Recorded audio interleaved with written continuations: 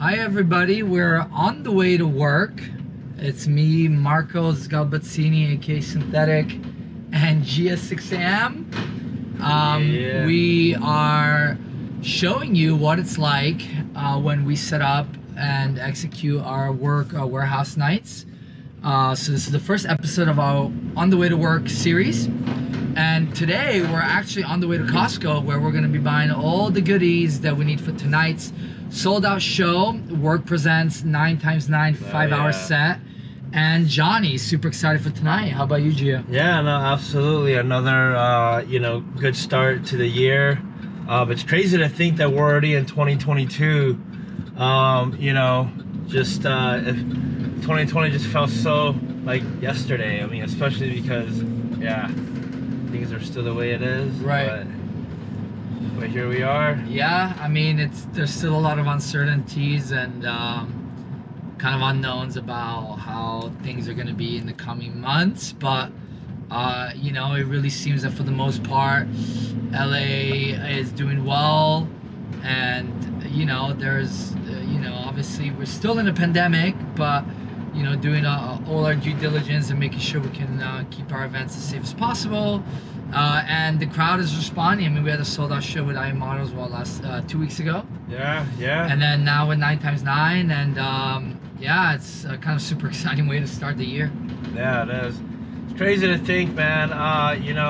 Back in 2014, this concept of work, one of the major pushbacks from it was that people don't want to be reminded that they're going to work and stuff. And I don't know, it was kind of a way to let people know that if you love what you do, work can actually be enjoyable. And I always enjoy the work that I did and stuff, and obviously that you do as well. This is why we're doing events together. Absolutely. And really showcasing that there is a lot of work that happens behind the scenes. And when I talk to our peers, bro, like, they are shocked that, wait, you guys do the Costco runs still?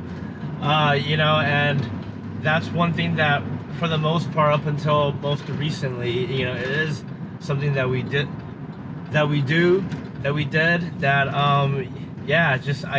there couldn't be any more direct way in terms of the work and the effort being put in, having one of these. So I mean, definitely from the outside, there's a little bit of a perspective that, we have a good team, we have a big team, and it's growing. But I would say, I mean, I don't know if this is the case, but I kind of get the feeling sometimes that people think that it's like, do the booking and show up. And it's like, there's so much that goes behind, Hey, look, word for word from our buddy Josh Modis. I mean, he threw one of his first operandi parties, and literally word for word, he was like, I had no idea. And this is not to put him on the spot or anything, but he hit it right at the coffin. I think for him, we have a show coming up. We're gonna collaborate with him. Collaborate with him, and I think for a lot of people getting into this space, that's one of the biggest realization, that hey, you can't just come up and show up and just party and have fun. And like, in a way, and kind of like a synopsis, that was kind of the whole reason, was to remind myself that hey, when we're at these things, yes, it's a good time for the community, for the audience, but for us, let's be reminded that it's the work that we put in that generates ultimately the fun that is portrayed on the external world and in social media. Absolutely. Yeah, and I mean, the thing about that too is that when you're doing something that you love, and there's actually, like, not just passion, but there's a real purpose behind it, that's when work doesn't feel like work, or that doesn't mean that there's not going to be annoying parts of it, or that there's not going to be things that you're going to have to sort of force yourself to just go through and do because they're necessary. But I will say it is a privilege to be able to do what we do, but it's a privilege that's also earned, and it does require a lot of consistency. It requires a lot of processes. It requires a lot of creativity, and you gotta constantly sort of create on it, right? Otherwise it gets boring. It's like another event. Besides creativity, I mean, some of the things could feel repetitious, if you will. And look, we'll put this on the record. I mean, you know, I know within the recent times, I mean, with these Costco runs, I've been a little bit more on the complaining side, or not complaining, but more like, oh man, you know, this is getting tiring, you know, like, if you will. But where you, on the other hand, I know I really enjoy, I love the process. Don't, you know, what are you doing? Let's keep doing it. And look, I'm all for it as well too, but that's the main thing, is really enjoying the things that what most people, or even, you know, like including myself, is like, man, this is becoming too repetitious, if you will. It's not that I don't like it, if you will. I mean, look, we get samples, I mean, you know, we get things, whatever we need for the house, and we also get to spend time to like this, sure. You know, driving and chatting and stuff, you know, to catching up. So there's definitely some pluses, right? So understanding that there's always ways to find positivity, even on things that you don't really enjoy doing, and that, you know, yeah, I just want to absolutely throw that out there. And like the Costco run's fun for me. I mean, the lugging things in and out of the van, of the U-Haul, is not fun. Yeah. You know, loading up a car with waters and other supplies, that's okay. But like the loading and unloading, you know, that to be honest, it's the after the event that's the hardest. You know, 6 AM, 6:30, like, you know, all of the stuff gets loaded back into this same van, and then it gets taken to my house. Well, when people ask, hey, where's the after party? We're like, hey, you want to come follow us? And then they get highly disappointed. Yeah, we're and not. And they're in the back like, here, carry this water back. Yeah, we're not leaving the warehouse and going to some private after party with decks. Yeah. And like, we still gotta clean up. We gotta unload, and sometimes we gotta take artists straight back to the airport, which I tend to do for the most part. Yeah. Other times, the artist pickup is like 3 hours later, so it's like, okay, get a quick nap in and then go, and you know, I mean,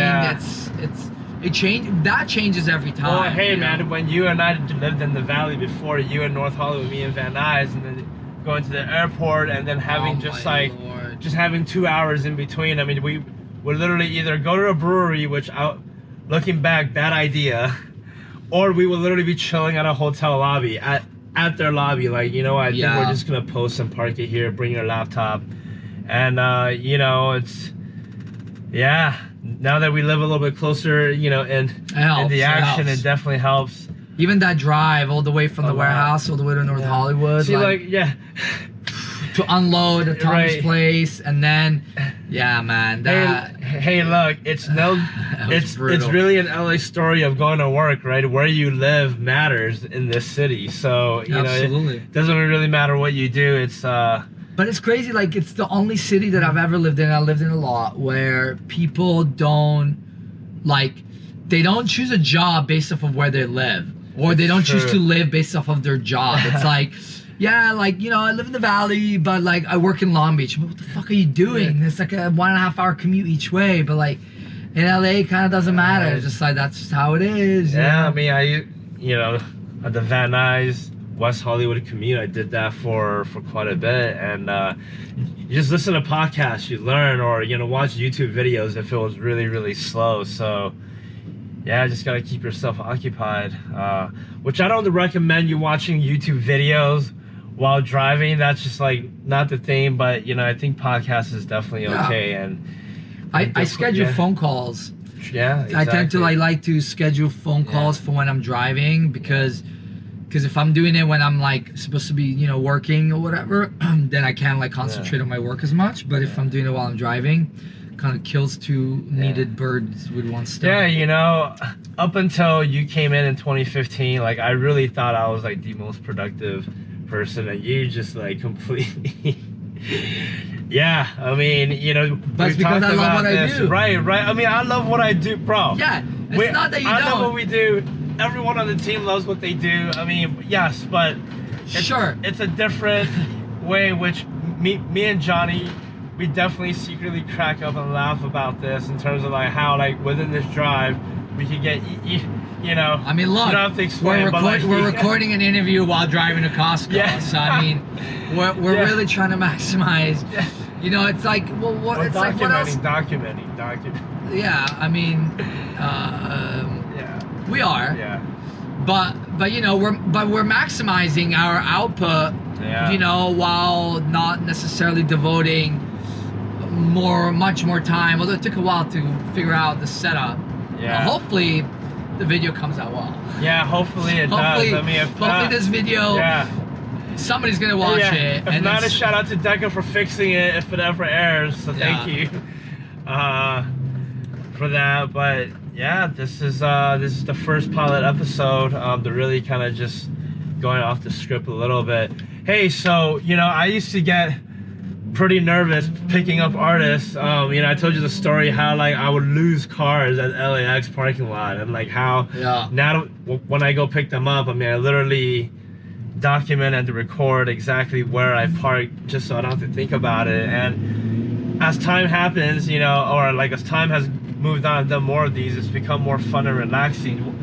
What has been your experience in terms of first picking up, you know, a big artist or an artist that you've been a fan of, or like FaZe, for example, you know, up until now?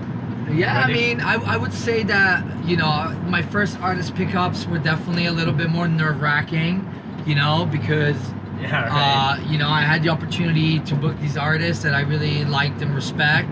A lot of them are like legends in techno, and you know, it was new for me, so I was definitely a little bit nervous, and that has improved a lot, obviously, over the years. Try not to fuck it up. Yeah, you know, I try to, like, you know, obviously I know who I'm picking up, but some artists are people that I have more of a personal relationship with, and some others I'm maybe meeting for the first time, and it's like you also don't want to just show up at the airport without any knowledge of like the artists and what their life's kind of about, where they live, and what like, they've been up to. Right, where they've been touring, what they've been up to, but also like their personal things. So, you know, I would if it's somebody that I don't know, I will check their social media, their Instagram, you know, and be like, oh, he's into wine or something. Or and then also on making sure to get the advancing info right? I mean, there's nothing worse than bringing a vegan artist to Fogo de Chao. or somebody who really loves me to a vegan restaurant. Of course, that's all important, but that first drive when you're picking them up, also got to understand that they could be really tired. I mean, maybe they like, look, maybe they like played. I've had it where they've played in SF Chicago the night before, and like they partied. We're at the Saturday gig most of the time. Sometimes they're tired, they're a bit hungover, or hey, Luddy, there's been instances where you and I have gone picked up, you know, artists, and they're tired, and then I guess it's just dinner for two, please. Yeah, right. We had a dinner reservation, and like we don't, you know, we're not offended. Right. Of course, absolutely not. I mean, they need their rest, and we need them to perform, you know, at peak. And hey, look, we'll take dinner if we have time, you know, to do it, and just. We have dinner tonight. Yeah, that's true. Yeah. Nice Italian restaurant for the Italian lads. I like it when they're not rushed. I like it when we don't rush it either. You know, it's one of those things that preparation really matters, and. Absolutely. Yeah, normally we do these on a Friday, but today is a special occasion, shooting the first pilot of this. So. Yeah, it's a Saturday pickup. So what is it? It's almost noon. Yeah. So we're gonna go to Costco, get all our stuff ready for tonight, load it up in the van, and then at around 4:30, we're gonna pick up the 9x9 guys. They just had a sold out show in SF yesterday. Yeah. And then sold out show tonight in LA. They're crushing it, man. It's really so proud crazy, of them. And of everything that they've been accomplishing. Carlo and Giovanni. Actually, Carlo's a big Kobe Bryant fan, big basketball fan. That's right. I think the first time we've had them, I mean, unfortunately the Lakers weren't playing here, so we took them to the Clippers game, but Gallinari was playing at the Clippers that time, and Italian to represent in LA. That was a good time.